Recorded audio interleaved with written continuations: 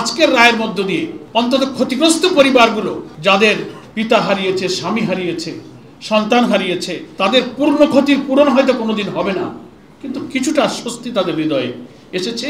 আমরা হারিয়েছি, তারা যদি বেঁচে থাকতেন, ইতিহাসের এই জঘন্য মিথ্যাচার যেটাকে জেনোসাইড অফ জাস্টিস বলা হয়েছে বিশ্বের সবচেয়ে গণতান্ত্রিক দেশ বলে পরিচিত ব্রিটেনের আদালতে, কিন্তু আমরা তো সেই নেতৃবৃন্দকে আর ফিরে পাবো না।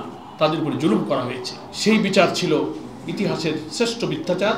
কিন্তু আজকে যে রায় পাওয়া গেল, এই বিচার হচ্ছে যথার্থ, নিরপেক্ষ, স্বচ্ছ এবং প্রশ্নাতীত একটা বিচার এই জাতি পেয়েছে। এবং এই বিচারের মধ্য দিয়ে জাতির কাছে এই জন্য প্রশ্ন নেই যে যতদিন এই ট্রাইব্যুনালে বিচার কাজগুলো হয়েছে, আপনারা দেখেছেন বিচারের চার্জ গঠন, ইভেন বিভিন্ন বিচার কার্যগুলো লাইভ টেলিকাস্ট হয়েছে সবার সামনে। আজকে রায়টা ফুল টাইম পড়ে শোনানো হয়েছে। এদেশে এই ট্রাইব্যুনালের রায় তো এইভাবে কখনো ক্যামেরাতে লাইভ টেলিকাস্ট হয়ে সারা পৃথিবী দেখার সুযোগ কখনো পায়নি। একটা ট্রান্সপারেন্ট, একটা স্বচ্ছ জাজমেন্ট এই জাতি পেয়েছে। তো আমরা মনে করি সোশ্যাল মিডিয়া, গণমাধ্যমে সব কিছু প্রচার করেছে। আজকে আমরা এতটুকু মন্তব্য করব, যাদেরকে নিষ্ঠুরভাবে হত্যা করা হয়েছে, আয়না ঘরে খুন খারাপি করে, ক্রস ফায়ারে বিভিন্নভাবে শেষ করা হয়েছে, পিলখানা, শাপলা চত্বর, আরও বিচার প্রক্রিয়া তো সামনে আছে। এটা প্রথম রায় আমরা পেলাম। সেজন্য আমরা মনে করি সবগুলোরই নিরপেক্ষ, স্বচ্ছ বিচার হওয়া উচিত। আজকের রায়ের মধ্য দিয়ে অন্তত ক্ষতিগ্রস্ত পরিবারগুলো যাদের পিতা হারিয়েছে, স্বামী হারিয়েছে, সন্তান হারিয়েছে, তাদের পূর্ণ ক্ষতির পূরণ হয়তো কোনোদিন হবে না, কিন্তু কিছুটা স্বস্তি তাদের হৃদয়ে এসেছে, একটা সুবিচার তারা দেখতে পেল। এজন্য রাষ্ট্র বা সরকার, তার কোনো প্রধান, কোনো কর্তা ব্যক্তি, রাজনৈতিক কোনো বড় নেতা যতই ক্ষমতাবান হোক, তারা যে আইন এবং বিচারের ঊর্ধ্বে নয়, এ রায়ের মধ্যে দিয়ে আজকে সেটি প্রতিষ্ঠিত হল। আমি মনে করি ভবিষ্যতে বাংলাদেশের যারা জুডিশিয়ারিতে থাকবেন, ম্যাজিস্ট্রেসিতে থাকবেন, বিচারের এই বিরাট জিম্মাদারি সৃষ্টিকর্তার পক্ষ থেকে মানুষের জীবন মৃত্যুর ফয়সালার মতো দুনিয়ার বিচারের দায়িত্ব যারা গ্রহণ করবেন, এই রায় থেকে এই বিচারকদের, প্রসিকিউশনে যারা ছিলেন, তাদের দৃঢ়তা, সাহসিকতা থেকে শিক্ষা গ্রহণ করা উচিত, যেন আমাদের দেশে আর কখনো বিচারক হোক, প্রশাসক হোক, কেউ যেন ফ্যাসিবাদী না হয়ে ওঠেন, কর্তৃত্ববাদী না হয়ে ওঠেন, অত্যাচারী না হয়ে ওঠেন। আল্লাহ রাসূল সাল্লাল্লাহু আলাইহি ওয়াসাল্লাম হাদিস শরীফের মধ্যে বলেছেন যে 7 শ্রেণীর মানুষ কিয়ামতের কঠিন দিনে আল্লাহর আরশের ছায়া পাবেন, তার মধ্যে একটা শ্রেণী হলো ন্যায় বিচারক, সুলতানুল আদল বলা হয়েছে।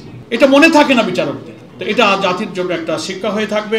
বিচারকে ঘিরে সারা দেশে কয়েকদিন যে নাশকতা, রায়ের ঘোষণার কথা, রায়ের দিনকে আজকে কেন্দ্র করে ককটেল নিক্ষেপ, গাড়ি পোড়ানো, বিভিন্ন জায়গায় অবরোধ সৃষ্টি করার যে সমস্ত পায়তারা করা হয়েছে, জাতি সেগুলো প্রত্যাখ্যান করেছে, জাতি সেটা গ্রহণ করেনি। তাদের সাথে এদেশের রাজনীতি আর যায় না। ফলে মৃত্যুদণ্ডপ্রাপ্ত আসামিকে, এখন তো মৃত্যুদণ্ডপ্রাপ্ত যাদের রায় হলো, তারা এখন কিন্তু পলাতক। এই পলাতক মৃত্যুদণ্ডপ্রাপ্ত আসামিকে যারা আশ্রয় দিয়েছে, আমরা মনে করি এই ঘৃণ্য অপরাধীদের পক্ষে তারা অবলম্বন করেছে। আন্তর্জাতিক সকল আইনের তাদের পরিপন্থী। আমরা দাবি করব তাদের অবশ্যই বাংলাদেশে ফেরত দিতে হবে এবং আইনের কাছে তাদেরকে সোপর্দ করতে হবে। গণতন্ত্রের দাবি করলে, সৎ প্রতিবেশী সুলভ আচরণ দাবি করলে, সৌহার্দ্যপূর্ণ সম্পর্কের দাবিদার প্রতিবেশী হলে, এটি হচ্ছে তার প্রথম দায়িত্ব। একজন পলাতক মৃত্যুদণ্ডপ্রাপ্ত আসামিকে আর বিলম্ব না করে তাকে আইনের কাছে সোপর্দ করা উচিত। আর দীর্ঘ বক্তব্য আমরা দিব না। আপনাদের সকলকে ধন্যবাদ জানাই। আপনারা দীর্ঘ সময় ধরে এখানে অপেক্ষা করেছেন। এত বড় মামলার এত দীর্ঘ রায় পড়ে শোনাতে হয়তো আদালতের লম্বা সময় চলে গিয়েছে, আপনারা এখানে ওয়েট করেছেন। আমাদের অনেক নেতৃবৃন্দ এখানে আছেন। আমি আপনাদের সকলকে আবারও বাংলাদেশ জামাত ইসলামীর পক্ষ থেকে মোবারকবাদ জানিয়ে মহান আল্লাহ তাআলার প্রতি কৃতজ্ঞতা জানাই যে এই বঞ্চিত মজলুম জাতি অত্যাচারী শাসকের হাত থেকে রেহাই পেয়েছে। একটা সুবিচারের দৃশ্য অন্তত কিছুটা হলো এই জাতি দেখতে পেল। ভবিষ্যতে যেন এই বাংলাদেশের মানুষ মানবতা, মানুষত্বের একটা সভ্য সমাজ দেখেই যেন আমরা পৃথিবীতে যেতে পারি, পৃথিবী থেকে আমাদের নতুন প্রজন্মের কাছে একটা মানবিক আদর্শিক বাংলাদেশ রেখে যেতে পারি। আল্লাহর কাছে সেই সাহায্য কামনা করি।